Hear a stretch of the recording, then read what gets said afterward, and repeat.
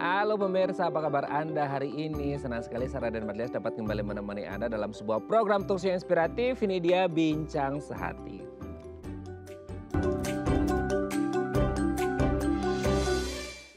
Ya pemirsa, apakah Anda orang yang suka atau sering gitu ya telat makan atau menunda-nunda makan? Karena biasanya aku lagi banyak kerjaan, deadline kerjanya banyak, belum sempat kena macet dan lain sebagainya. Nah pas waktunya makan justru malah bukannya kenyang, malah jadinya mual. Kadang-kadang tuh ada kayak nyeri di ulu hati gitu ya. Bahkan kadang-kadang sampai muntah. Eits, Anda harus berhati-hati karena siapa tahu, ini bukan doa ya, siapa tahu Anda mengalami yang namanya penyakit MAH atau sakit MAH. Nah, apa sih penyebab dan gimana cara mengatasinya adalah topik yang akan kita bahas hari ini. Jangan sepelekan sakit MAH ya. Oke, ngomong-ngomong tentang MAH, kita akan membahas terlebih dahulu mitos fakta seputar penyakit atau sakit MAH ya. Kita lihat yang pertama. Penderita MAH katanya nggak boleh berpuasa. Oke gini, jadi kita harus tahu dulu konsep MAH sama puasa gitu ya. Kita kan tahu kalau puasa itu berarti kita nggak boleh makan ya, kurang lebih 12 jam lah ya gitu. Jadi dari subuh, dari imsak sampai azan maghrib ya, kurang lebih sekitar 12 sampai 13 jam. Nah sementara yang selama ini kita tahu adalah orang yang sakit MAH itu kan nggak boleh lama-lama nggak makan gitu ya. Jadi kayak kita boleh makan tapi dengan porsi yang kecil tapi sering. Nah kalau puasa kan nggak bisa ya, maksudnya kayak 2 jam 3 jam sekali harus makan sementara kita posisi lagi puasa. Kita nggak boleh makan sampai benar-benar azan maghrib berkumandang. Nah jadi banyak yang berpikir bahwa orang yang punya riwayat MAH itu nggak boleh berpuasa karena nanti MAH-nya akan jauh lebih buruk atau lebih berbahaya karena mereka harus menahan lapar 12-13 jam. Sementara kondisi perutnya kan pasti akan kosong seperti itu ya. Nanti akan kita bahas ini mitos atau beneran fakta ya. Oke kita lanjut yang kedua ya pemirsa ya.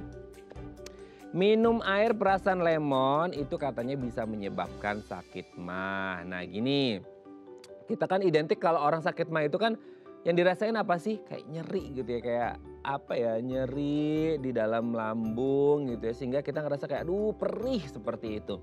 Nah akhirnya apa? Ketika kita ngomongin perih, sesuatu yang perih itu kan ketika kayak kena air perasan jeruk atau lemon itu kan aduh tambah perih, tambah nyeri seperti itu ya. Jadi ketika ada orang bilang, oke sih selama ini kita ngerti namanya infused water ya. Nah infused water itu kan untuk kesehatan. Nah salah satunya adalah lemon yang ditaruh di dalam air.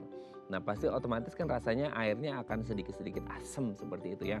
Nah ini yang katanya harus dihindari oleh mereka yang punya riwayat penyakit MAH. Karena apa? Karena dengan mereka meminum air perasan lemon atau air yang dicampur lemon seperti itu nanti akan membuat iritasi di lambungnya. Sehingga apa? Yang udah sakit MAH bisa tambah lebih parah sakit MAH-nya. Karena kan udah nyeri, perih ditambah lagi air perasan lemon. Ini katanya bisa berbahaya. Nanti akan kita bahas ya ini fakta atau mitos belaka. Oke, kita lanjut yang ketiga pemirsa. Konsumsi susu atau yogurt juga katanya bisa memicu munculnya MAH. Kalau tadi kita berbicara air perasan lemon, sekarang ada susu atau yogurt. Nah saya sih sebenarnya nggak ngerti ya, maksudnya ada kandungan apa di susu sama yogurt yang akhirnya orang mengatakan bahwa kalau konsumsi susu atau yogurt ini bisa memicu terjadinya MAH seperti itu. Sementara kan kita tahu ya maksudnya kayak susu itu kan baik untuk kesehatan, yogurt juga mengandung bakteri baik untuk kesehatan. Tapi kenapa akhirnya muncul anggapan bahwa ketika kita mengonsumsi susu atau yogurt ini bisa menyebabkan penyakit MAH. Nanti akan kita bahas ya, ini beneran fakta atau mitos belaka. Oke kita lanjut yang keempat ya pemirsa ya. MAH hanya dialami oleh orang dewasa atau orang tua. Oke. Ini adalah sesuatu yang sering kita lihat di lapangan gitu ya. Ketika kita ngomongin MAH gitu ya, pasti yang sering di pikiran kita adalah ini orang tua nih.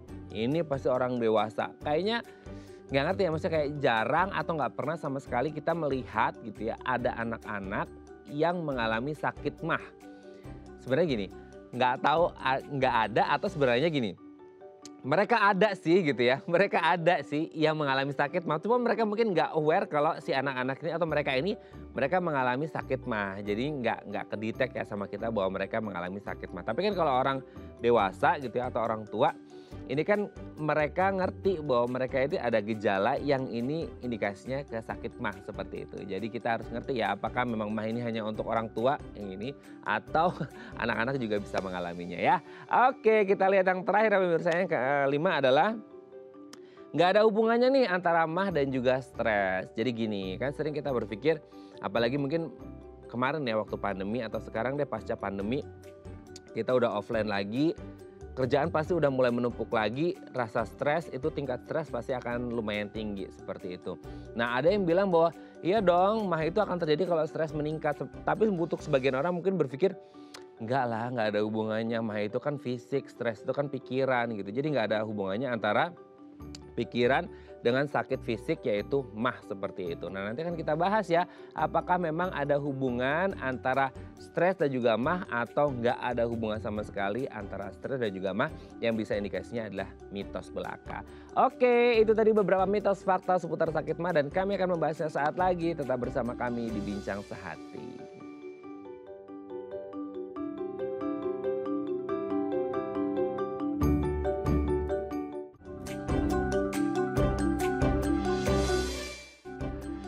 Baik, Anda masih bersama kami di Bincang Sehati. Hari ini kita membahas salah satu penyakit yang kayaknya udah banyak banget ya orang di Indonesia, bukan di Indonesia aja sih, maksudnya di seluruh dunia mengalami. Yang kadang-kala dianggap sepele karena MAH aja, gampang itu mah, tinggal makan selesai problemnya gitu ya. Well, nggak semudah itu ya, nggak sesimpel itu karena banyak hal yang harus kita pahami. Ini benar mitos atau fakta dalam mengatasi sakit MAH. Nah, sebelum kita ngomongin apa penyebab dan gimana cara mengatasi MAH, kita akan membahas terlebih dahulu nih beberapa mitos fakta seputar MAH yang tadi udah saya sampaikan ya di segmen sebelumnya. Nah untuk membahasnya telah hadir bersama kami di studio Bincang Sehati ada Dr. Christina Natalia, General Practitioner dari Rumah Sakit Royal Taruma. Selamat pagi dok, apa kabar? Baik. Aduh, hari ini ya kita ketemu lagi di tahun baru ini semakin cerah ya dok ya. Harusnya semakin cerah dan semakin sehat gemuk ya.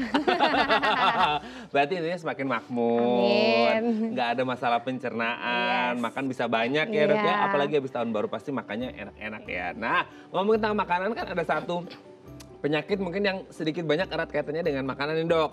MAH ya, ini satu penyakitnya kayaknya karena udah kebanyakan kali ya dok ya orang yang mengalami, jadi kayak orang sedikit menyepelekan. Kita akan bahas terlebih dahulu mitos faktanya dok ya. Yang pertama adalah katanya penderita MAH ini nggak boleh berpuasa. Kan konsep puasa itu kan ya harus menahan, ya secara tidak langsung kita tahu menahan makan dan minum selama kurang lebih 12-13 jam. Sementara kan ada yang bilang kalau kita kena MAH nggak boleh nahan lapar, harus sering-sering makan. Waduh, jadi nggak boleh berpuasa dong, nanti malah bisa lebih buruk atau gimana tuh dok?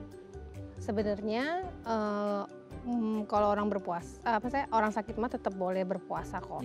Cuman memang pemilihan makanannya waktu buka dan waktu sahurnya itu sahur itu bukanya. Iya, sahur itu pagi hari.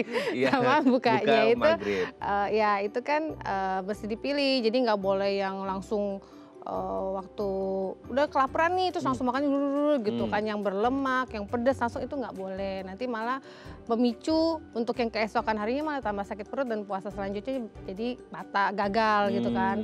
Jadi pemilihan makanannya, kemudian kalau memang ada sakit kan mungkin bisa dibantu dengan obat-obatan ya, yang untuk jadi sebelum berpuasa minum obat lambung dulu, baru kita sahur, nanti waktu buka minum lagi obatnya, kemudian baru makan gitu. Boleh sih, tetap boleh. Kalau untuk penderita MAH ini berarti sebenarnya kan pemilihan makan kan, tadi dokter menyebutkan pemilihan makannya harus yang pas gitu. Jadi mungkin ada makanan-makanan yang harus dihindari nggak sih kalau untuk penderita MAH, mungkin kayak yang pedes-pedes atau yang bergas gitu, gimana tuh?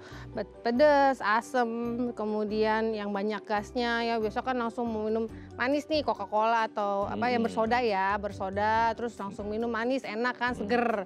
Tapi itu nggak bagus buat lambungnya, karena kalau lambung kosong langsung dikena soda kan pasti kan langsung kembung, nyeri.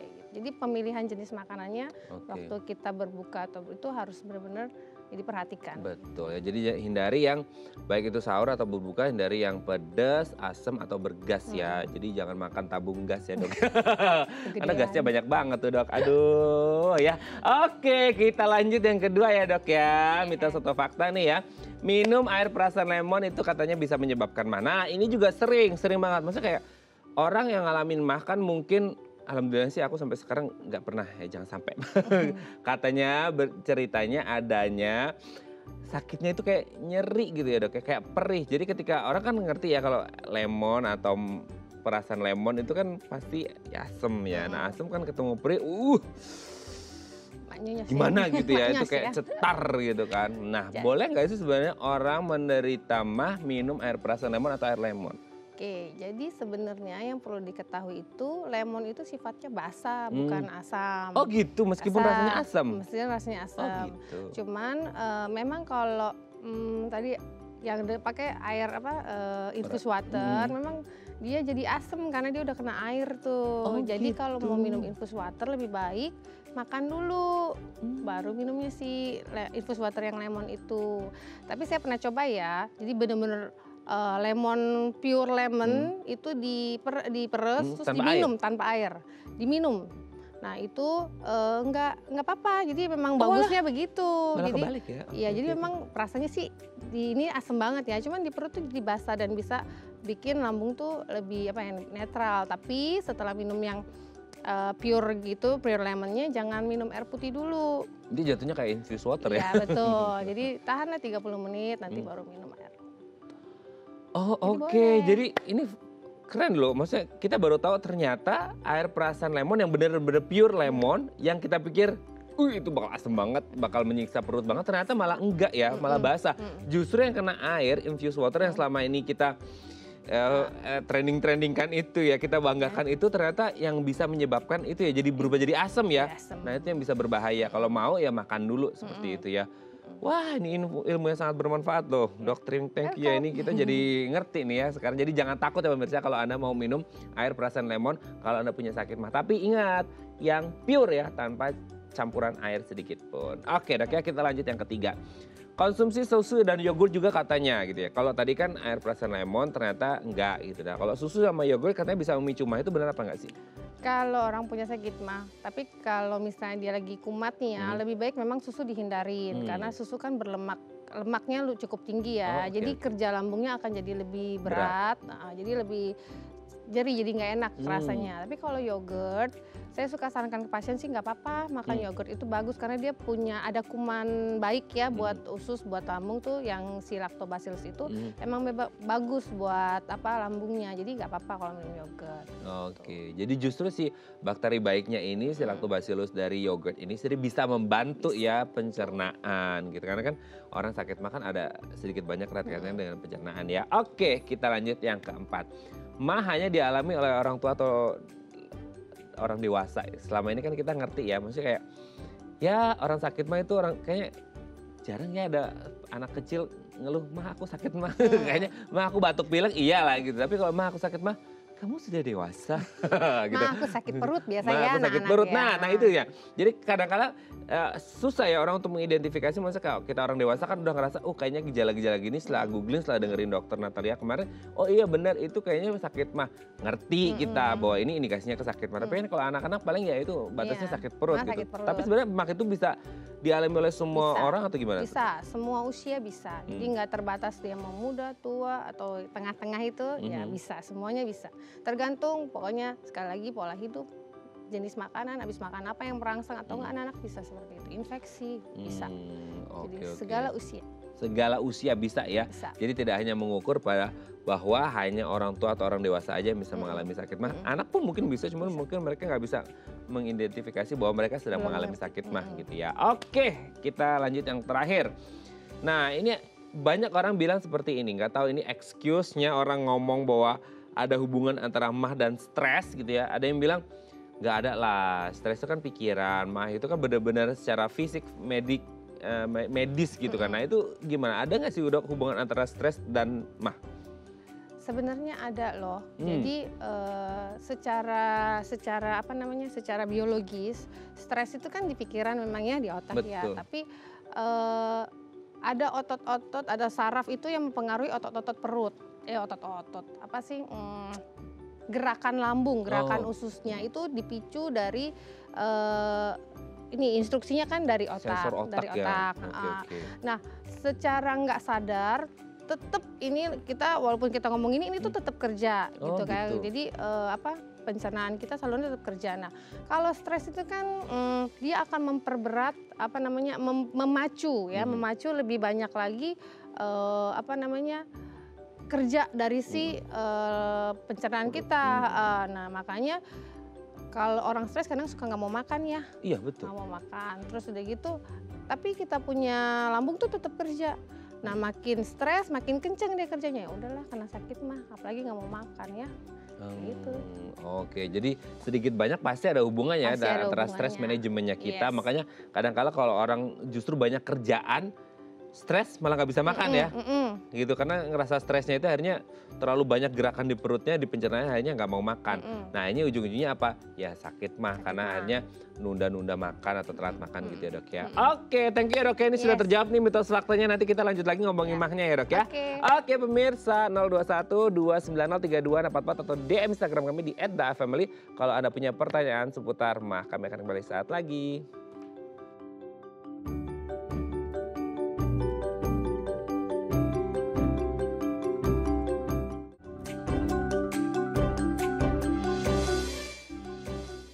Baik, karena masih bersama kami di Bincang Sehati, kita masih membahas tema kita hari ini seputar penyakit mah ya. Kalau bisa jangan sepelekan sakit mah, karena akibatnya bisa berbahaya. Nggak hanya sakit mah sih, semua penyakit juga kalau disepelekan jadi berbahaya ya. Tapi hari ini kita akan bahas seputar sakit mah. Apa sih penyebabnya, apa gejalanya, gimana cara ngobatinya, sembuhnya biar nggak kumat ya atau kambuh-kambuh lagi. Nah, kalau Anda punya pertanyaan seputar mah boleh loh di 021 290 3244 atau DM Instagram kami di @daafamily. Kita masih bersama dengan Dr. Christina Natalia dari Rumah Sakit Royal Taruma. Dok, kita lanjut lagi.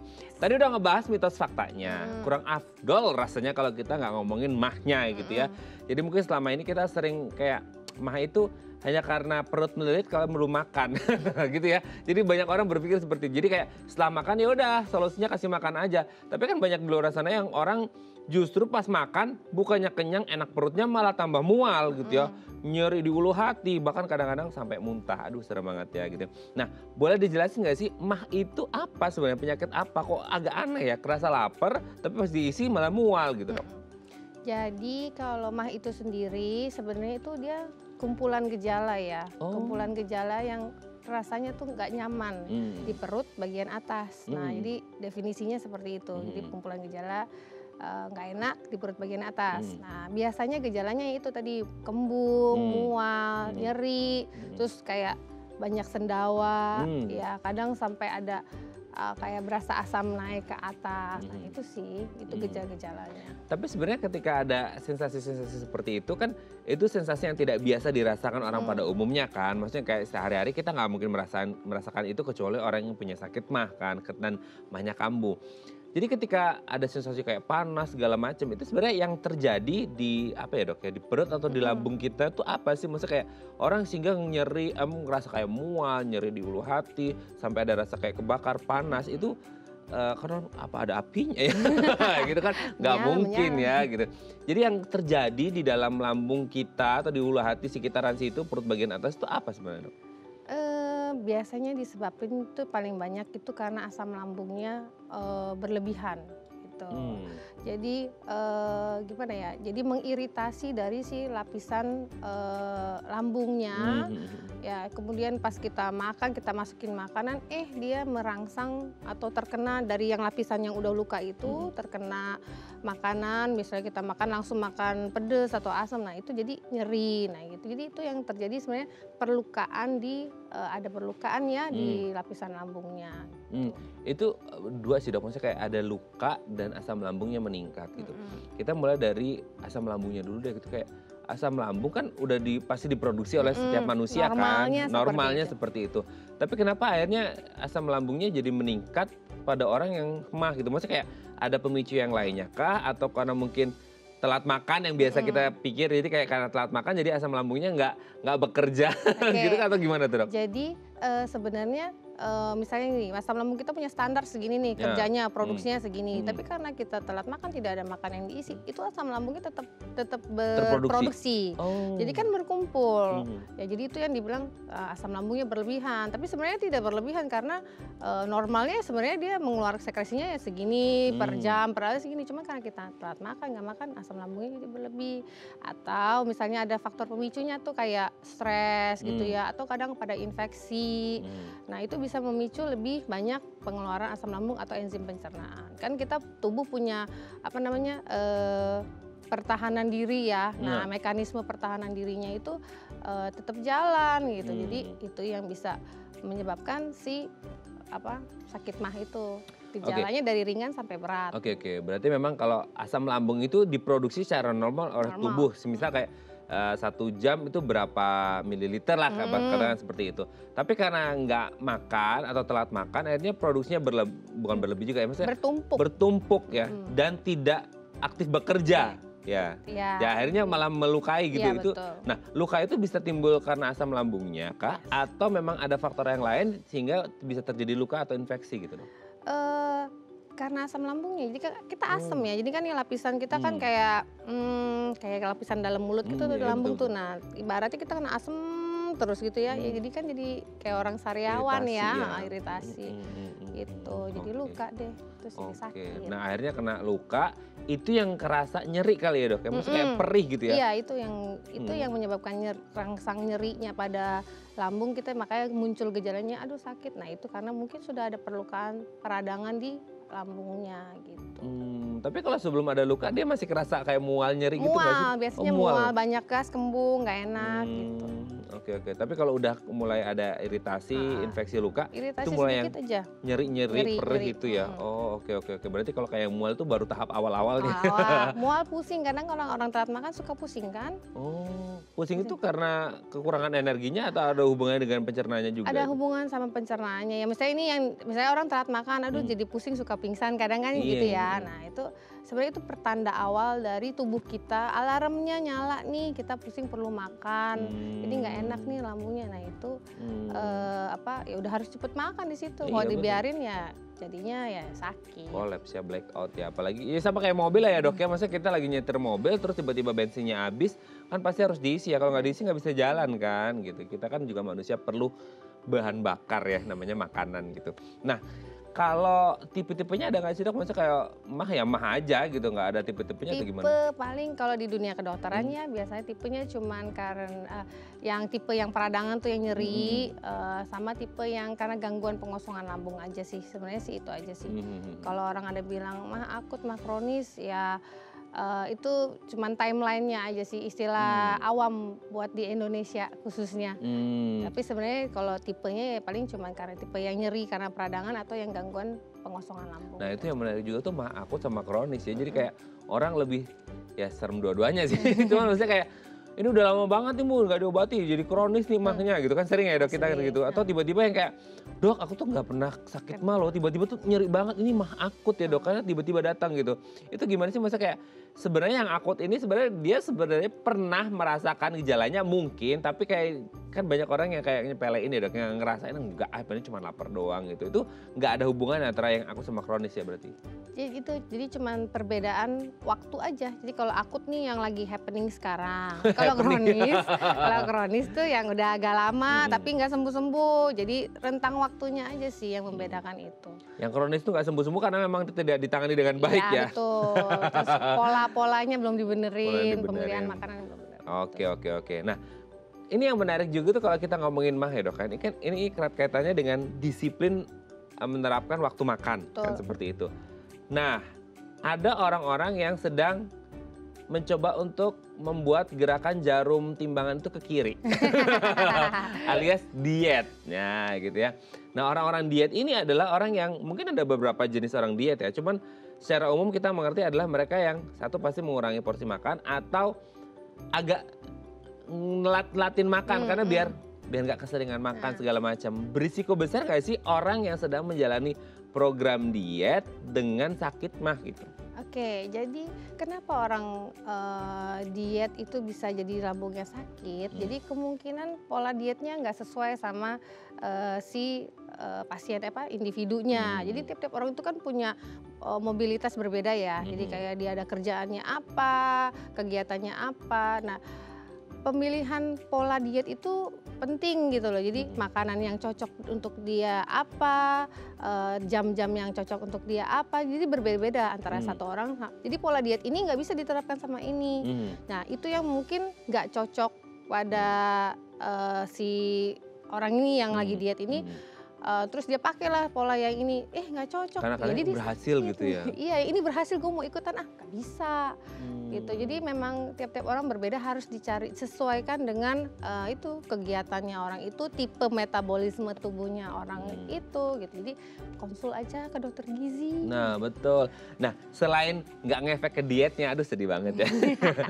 Selain nggak ngefek ke dietnya, berarti itu juga bisa memicu terjadinya mah dong? Betul. Atau gimana tuh? Bisa memicu orang misalnya nih dia nggak cocok makan sayuran terus, harus ada karbonya sedikit, dia makannya sayuran terus, ya udah lambungnya kena, nggak cocok, nggak ada energinya, sakit lambungnya, itu bisa kayak gitu. Oh, oke. Nah, udahlah diet nggak berhasil karena sakit mah gitu ya. Kurus sih, habis kena sakit mah sih kurus sih. Kurus sih, tapi kan sakit. sakit, nggak sehat ya dok ya. Nah, ketika orang, entah itu orang diet atau orang yang nggak diet deh gitu, tapi mostly kayak diet. Diet itu kan banyak yang kayak menerapkan pola hidup yang lebih sehat, oke, gitu ya. Tapi kadang-kadang kayak, iya sih makan vitamin, makan makanan yang mengandung vitamin dan lain sebagainya. Nah, kadang-kala kan agak ribet ya, maksudnya kita bukan dokter gizi yang atau ahli gizi yang ngerti ini kandungan makanannya basah, asam atau segala macam. Nah, ketika ada once mereka lagi diet plus telat makan juga, terus mengonsumsi makanan yang asem. Tadi kan kita sempat bahas di mitos fakta itu tentang air perasan lemon. Itu bagus ternyata, asal tidak dicampur atau at least 30 menit jangan minum air putih dulu gitu. Nah, kalau untuk yang telat makan atau diet terus tiba-tiba makan makanan yang mengandung asam itu gimana dok? Ada efeknya nggak sih? Saran saya sih dihindarin dulu tuh. Jadi misalnya orang lagi diet terus dia telat makan. Diisinya jangan yang langsung yang asem. Jadi ya untuk melapisin lambungnya dulu. Jadi makan yang jangan asem lah intinya, atau pedas gitu. Jadi kalau udah telat makan, mau diet nggak diet, jangan langsung dirangsang lambungnya berlebihan. Nanti sakit endingnya. Sakit ya, karena kadang-kadang ending itu emang menyakitkan ya dok ya. Aduh, oke deh. Tapi kalau sebelum kita merasakan ending yang menyakitkan itu, pasti kan ada starting point-nya. Aduh ya, kita ngomongin starting point dari si mah ini sendiri. Sebenarnya banyak orang yang menyepelekan sakit mah. Tiba-tiba udah tadi ngomongin akut lah, kronis segala macam. Tapi kan pasti ada, tadi dokter menyebutnya ada alarm nih, tubuh kita tutup gitu. Nah, gejala awal yang dirasakan itu seperti apa sih ketika orang kayaknya ini bakal menuju ke mah deh gitu. Maksudnya kayak mual-mual, orang pikir aku mual-mual, apakah aku hamil? Tapi aku cowok gitu. Bukan ya, itu bukan gitu. Gitu. Dan gimana tuh dok gejala-gejala awalnya? Gejala awalnya biasanya mual ya, mual dan pusing tuh biasanya. Terus udah gitu ada rasa kayak panas, sensasi panas, burning, terus endingnya lagi ya nyeri. Gitu. Mual dan nyeri ya itu harus diwaspadai di perut ya. Betul. Oke dok, nanti kita lanjut lagi ya. Baik. Ngobrol ini seru banget ngomongin tentang mah ya. Oke pemirsa 021 290 3244 atau DM Instagram kami di @dafamily kalau Anda punya pertanyaan, kami akan kembali saat lagi.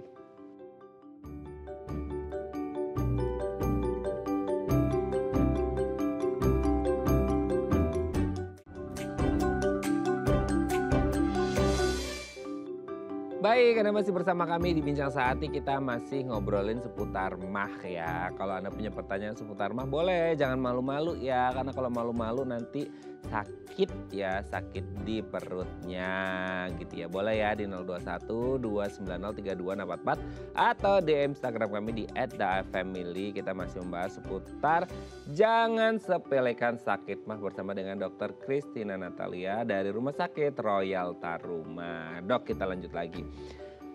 kalau ngomongin, ini biasanya ya, nggak ngerti ini sharingnya curhatnya aja nih kita orang-orang dewasa ya. Karena tadi selama break juga ternyata ada yang nanya ya, salah satu kameramen kita juga mengalami mah juga gitu kan. Nah ini kan orang dewasa seperti itu. Nah sebenarnya kalau kita ngomongin mah itu, tadi sih sempat dibahas juga ya, maksudnya kayak anak-anak juga ternyata bisa mengalami. Tapi kenapa sih maksudnya kayak orang-orang di usia produktif yang lebih banyak mengalami sakit mah? Apa karena memang ya itu pola kadang-kadang menyepelekan waktu makan, karena kerjaan dan lain sebagainya, atau karena mungkin faktor pikiran juga tadi sempat kita bahas, itu kenapa banyak di usia produktif gitu? Iya, usia produktif itu kan produktif ya orangnya ya. Iya, dari definisinya Jadi, itu produktif iya ya benar dok. ya. Jadi lebih banyak bekerja. Mhm, Ya, jadi kadang-kadang orang kerja kan dikejar target, hmm, kadang-kadang gak sempat makan, jadi mhm, telat makan, udah ntar deh, gak keburu. mhm, Kemudian stres juga karena pekerjaannya. Nah, jadi faktor-faktor itu yang mempengaruhi dari kenapa bisa nih seorang nih kena sakit mah, mhm, gitu. Udah gitu nanti pemilihan makannya, apa namanya yang enak-enak, berlemak, pedes kan enak tuh. betul. Kemudian asem, nah itulah mempengaruhi kenapa banyak orang usia produktif lagi happy-happynya, lagi produktif-produktifnya, karena yang paling banyak kena sakit mah. Oh Gitu. iya, mungkin karena mereka itu banyak kerjaan, deadline banyak, terus kayak aduh stres melanda. Nah salah satunya adalah mungkin mereka ingin menceriakan, membahagiakan diri mereka Betul. dengan makan makanan yang mereka suka atau Mm-mm. makanan yang lagi happening, viral segala macam. Mm-mm. Tapi sayangnya makanan itu yang pedas, yang asem, yang akhirnya kalau dikonsumsi dalam jangka waktu yang lama bisa mengiritasi dan lain sebagainya dan akhirnya berujung pada mah seperti kalau orang anak-anak kan mungkin orang tuanya bisa ngatur ya dok ya, Mm-mm. maksudnya kayak dek kamu jangan makan ini karena Mm-mm. ini gini-gini segala Mm-mm. macam. Kalau orang dewasa Bebas siapa yang mau dong. ngatur sementara dia jomblo nggak ada yang ngawasin kan gitu ya. Oke dok ya. Nah kalau kita ngomongin tentang mah ini kan ada sering kita nyebut kayak mah, GERD lah segala macam gitu ya. Nah sebenarnya mah ini ketika tidak tertangani dengan baik kan tadi dokter menyebut ya mah akut kronis itu hanya timeline aja karena akhirnya ada pembiaran kan seperti itu. Kalau akhirnya tidak tertangani atau belum tertangani dengan baik ya kita berbicara banyak hal ya entah itu karena biaya, infrastruktur, jarak, ya segala macam lah akses segala macam. Ini bisa menyebabkan komplikasi nggak sih dok? Kan ini serem banget ya maksudnya kan ini dengan sistem pencernaan sementara kita ngerti lebih dari 50% imunitas tubuh kita itu kan berasal dari sistem pencernaan kita, betul nggak sih gitu? Betul. Dan akhirnya ketika ada gangguan di sistem pencernaan otomatis akan mengganggu dong atau gimana tuh? Mengganggu semua satu tubuh kita. Jadi otomatis kita makannya nggak baik, energinya nggak cukup, jadinya lemes ya kan. Betul. Terus ya komplikasi ya kita ngomongin komplikasi. Jadi kalau komplikasi orang sakit mah itu dari ringan, sedang sampai berat. Oh, oke. Ya, jadi kalau yang terberat itu biasanya sampai perdarahan lambung loh. Jadi kalau dibiarin tuh bisa sampai perdarahan.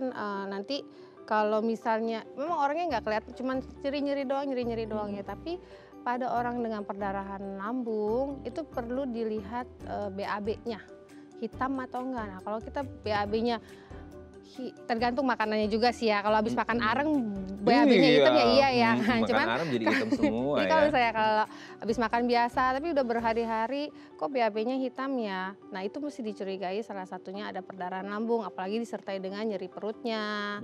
Terus udah gitu komplikasi. Banyak orang takut kanker lambung, kanker kanker apa itu sebenarnya sih jarang ya, di evidensinya tuh masih kecil banget. Jadi kecuali kita temukan juga kayak kebetulan aja pas lagi check up kelihatan. Tapi kalau misalnya karena sakit mah sampai ke kanker itu jarang banget. Kecuali memang dia ada genetically-nya, ada faktor resikonya. Kalau selain dari itu jarang sih. Yang paling banyak komplikasi itu yang terberat perdarahan lambung sih. Nah, gitu. pendarahan lambung itu maksudnya hanya dari ketika kita pup terus Itu yang paling fesesnya, gampang sih yang kelihatan fesesnya hitam. Tapi ada keluar cairan darahnya juga nggak sih? Kalau yang cairan darah merah biasanya tuh ke ambeien.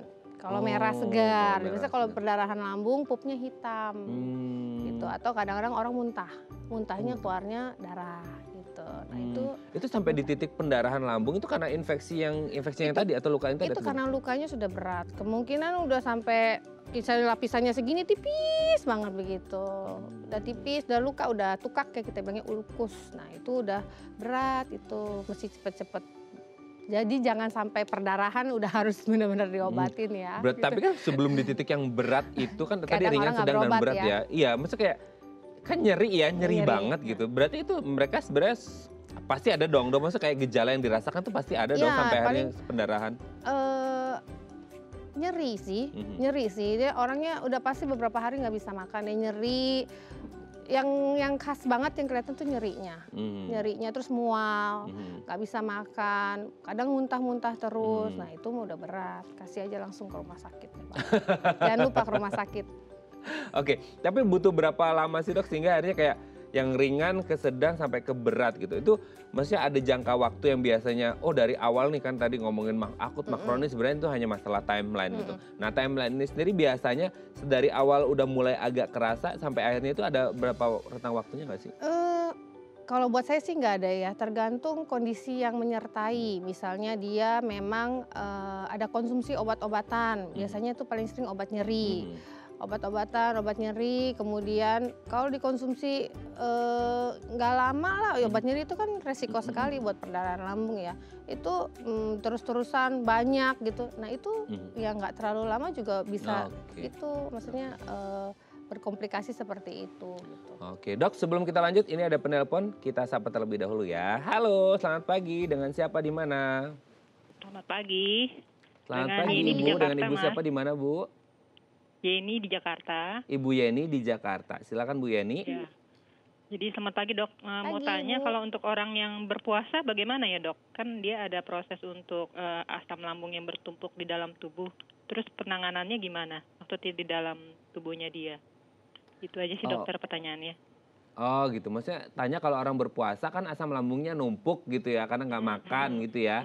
Jadi ada efeknya atau enggak gitu ya Bu ya? Iya di dalam tubuhnya dia. Oke, dokter ada yang mau ditanyakan dok atau sudah jelas? Udah kayak aku dengar. Oke ya. Oke Bu Yeni ya, terima kasih ya. Kita Ya, akan terima coba kasih. jawab. Jadi Bu Yeni ini bertanya, ini ngomongin puasa 2 bulan lagi mau puasa nih Iya. ya, umat muslimnya udah nggak kerasa padahal baru Natalan kita ya, udah mau puasa lagi gitu. Nah kalau orang berpuasa ya oke lah. Kan tadi disebutkan nih bahwa asam lambung itu tetap akan terus diproduksi oleh tubuh. Makan nggak makan, bukan asal ngumpul ya, makan nggak makan asam lambung tetap akan terkumpul seperti itu. Nah ketika orang puasa, sebenarnya tadi sedikit banyak kita udah bahas tentang puasa ya, tapi boleh dijelasin lagi Bu Yeni, ketika puasa asam lambung kan numpuk, sementara nggak ada makanan masuk, gimana tuh? Oke, jadi pada saat kita berpuasa kan pagi-pagi kita udah makan dulu. Ya kan? Jadi itu adalah modal base kita gitu ya. Jadi ada makanan masuk.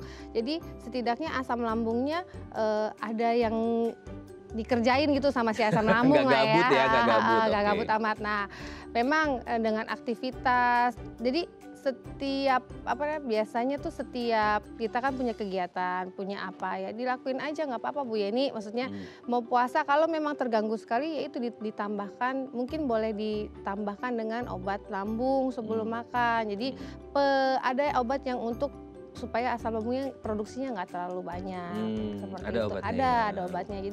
Jadi orang kita bisa tetap berpuasa atau beraktivitas dengan normal gitu. Jadi nggak kecuali orang itu memang udah ini banget stres lagi puasa tapi stres. Nah itu asam lambungnya tetap tuh Naik jadi ya, tambah tinggi ya. banyak naik. Nah itu yang waktu kita berpuasa kan kita beribadah ya.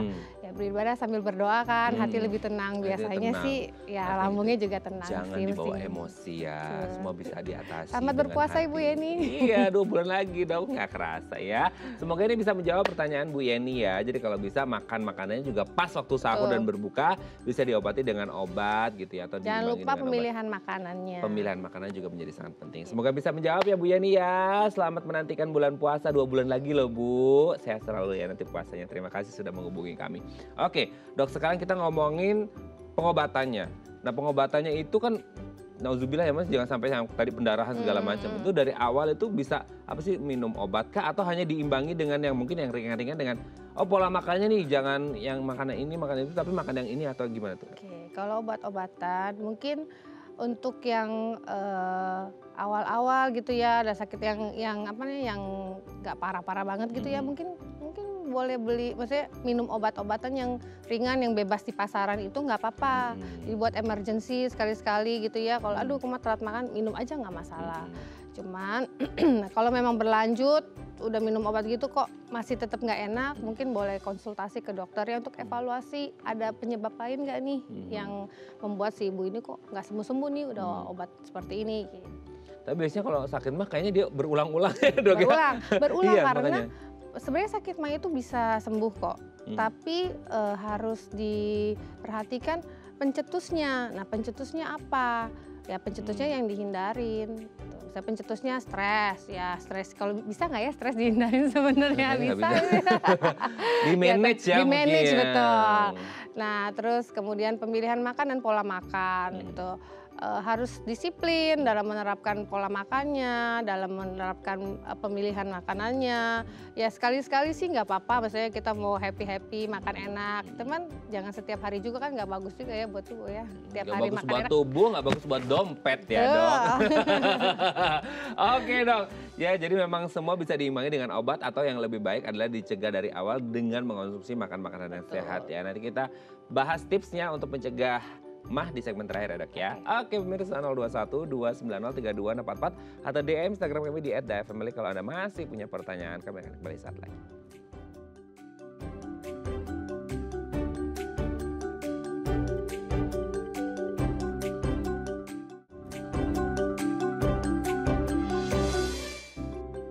Baik, karena masih bersama kami di Bincang Sehati ya. Kita masih membahas seputar mana. Kita masih bersama dengan Dr. Christina Natalia dari Rumah Sakit Royal Taruma. Dok, kita akan membahas tips ya dok ya. Ini kan tadi udah A sampai Z-nya seputar mah dari penyebabnya apa sampai cara mengatasinya. Kita akan ya sedia payung sebelum hujan ya gitu kan. Tips supaya mencegah atau meminimalkan terjadinya mah. Yang pertama, tadi udah sering kita sebut, hindari makanan pemicu mah. Sesekali boleh ya dok ya? Sesekali Tapi boleh. jangan keseringan. Apalagi untuk yang gini, makan pemicu mah itu sebenarnya berbahaya untuk mereka yang udah punya riwayat mah atau yang belum punya riwayat mah pun bisa jadi berbahaya dan bisa menimbulkan mah gitu dok. Bisa, jadi maksudnya bisa terjadi pada semua orang ya. Jadi yang udah pernah sakit mah itu lebih rentan, tapi yang belum pernah kena sakit mah bisa terjadi gitu. Jadi bisa. Hati-hati. Jangan, meskipun itu enak, lezat, tapi usahakan jangan. Ya. Karena bisa menguras tenaga, menguras energi kita dan menguras saku ya. Oke, kita lanjut ya dok. Yang kedua, makan dengan porsi kecil dan sering. Nah ini dia, maksudnya kayak porsi kecil dan sering ini any kind of food atau harus beberapa makanan juga oke sih makanya porsinya kecil dan sering. Tapi nggak yang itu juga makanannya gitu dok. Jadi kalau misalnya makan sering dan kecil, jangan makan cabai digodoin, terus nanti cabai lagi digadoin, terus cabai lagi jangan gitu ya. Jangan gitu Jadi ya. ya makanya kayak misalnya ntar boleh biskuit, ntar pokoknya cemil-cemil, maksudnya makanan pokok juga nggak apa-apa, sayuran, makanan, pokoknya sesuai itu aja tabel yang 3 makan besar, 2 makan snack, ya seperti itu. Atau di kecil-kecil 5 kali sehari, kalau orang sakit mah biasanya 5 kali, minimal 5 kali sehari itu per 2 jam mereka makan. Tapi porsinya kecil-kecil, tapi jangan lemper, ubi, terus udah gitu singkong ya bergas semua, jadi jangan. Jadi pemilihan makanannya sekali lagi juga diperhatikan. Katanya aku suka yang tradisional, rebus-rebusan. Iya sih tradisional, iya sih nggak gorengan, tapi itu gas semua gitu kan. Nah kalau ada yang snacking, yang 3 makan kecil itu maksudnya kayak snacking, oke, aku snacknya enak kok buah, tapi kok masih ya. Nah buahnya juga kayak, kan ada buah yang agak masam juga, itu gimana tuh dok? Iya buahnya dipilih jangan yang asem, dipilih yang tidak merangsang lambung. Biasanya yang paling banyak kan ya jeruk asem, kiwi asem gitu kan. Pokoknya yang asem-asem, kalau lagi telat makan jangan makan yang asem dulu intinya. Makan boleh porsinya kecil dulu, nanti udah enakan perutnya udah berasa terisi sedikit, nanti baru makan lagi yang ini besar. Ya pokoknya snacking boleh, tapi ya itu diperhatikan lagi jenis makanannya apa, porsinya berapa gitu ya dok ya. Oke, yang selanjutnya itu kayak katanya harus menghindari beberapa obat penyeri tertentu. Ya, dok. obat nyeri ya. Obat nyeri itu maksudnya kan orang Obat nyeri itu gimana? efek sampingnya itu bisa kena lambung. Itu memang bawaannya tuh obat begitu gitu. Jadi memang udah dasarnya efek samping dari si obat nyeri itu adalah kena ke lambung gitu, mengiritasi gitu. Jadi ya dihindari pemakaian obat nyeri dalam jangka waktu lama. Kalau harus diberi atau harus meminum obat nyeri, ya tetap harus ketemu dokter dulu. Jadi dokter ada pencegahannya, ada apanya, nanti ada obat yang harus diminum sebelum makan atau apa supaya tidak lambungnya cedera gitu karena si obat nyeri itu. Oke, maksudnya obat nyeri kan mungkin ada beberapa orang yang memang butuh ya, butuh untuk mengonsumsi obat pereda nyeri ini sendiri gitu dengan berbagai macam kondisi lah ya, entah penyakit apa atau pasca insiden apa gitu. Apakah semua obat pereda nyeri mengandung bahan-bahan yang akhirnya bisa memicu terjadinya MAH atau ada penyebab tertentu obat-obat tertentu aja, Dok?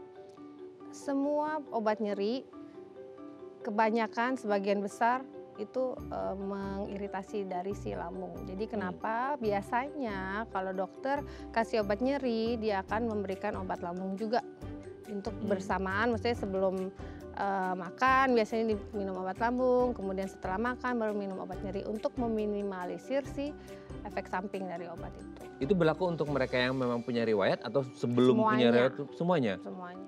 Meskipun jadi, biar aman ya, biar aman kita konsumsi obat nyeri didahului dengan obat lambung dulu supaya nggak terluka. Ya nggak terluka ya lambung dan hatinya.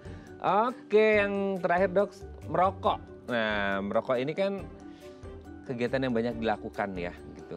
Enggak, dan saya hubungannya enggak ya, kita enggak ya Dok ya. Aku enggak ngerokok kok, dokter juga enggak kan. Kita sama-sama no rokok-rokok klub ya. Oke, nah merokok ini hubungannya dengan MAH gimana tuh Dok? Jadi rokok itu dalam jangka waktu panjang itu merusak bagian-bagian kecil dari tubuh kita, pembuluh darah, sel-sel. Nah kalau orang biasanya ngerokok itu biasa disertai dengan minum kopi tuh enak ya, jarang makan. Nah, akhirnya orang rokok itu kadang suka nggak lapar ya. Dokter tahu denger-dengar kan belum selesai. Baik. Denger-dengar, jadi mereka nggak akan lapar. Jadi kayak sarafnya kayak nggak tahu gimana, ketutup lah rasa laparnya itu. Jadi akhirnya ya kalau tidak makan sekali lagi asam lambungnya kan tetap berproduksi. Jadi akhirnya sakit mah. Oke, jadi harus dihindari ya Dok ya. Hindari merokok karena bisa membahayakan sel-sel tubuh kita dan membahayakan rekening kita ya. Baik, terima kasih Dokter Natalia sudah berbagi bersama kami hari ini di Bincang Sehati. Semoga kita semua dijauhkan dari MAH, semoga kita sehat terus. Apalagi kita punya resolusi ya di tahun 2023 ini harus lebih sehat tanpa sakit MAH ya. Yes. Resolusinya harus yang baik. Terima kasih Dok. Salam untuk keluarga di rumah dan teman-teman di Rumah Sakit Royal Taruma ya Dok ya. Selamat pagi. Oke pemirsa, itu tadi perbincangan kita dengan Dokter Natalia. Semoga bermanfaat ya dan kita tidak sakit MAH lagi. Saya Rada Medres pamit. Sampai jumpa dan selamat kembali beraktivitas di hari Selasa yang indah ini. Sampai jumpa ya.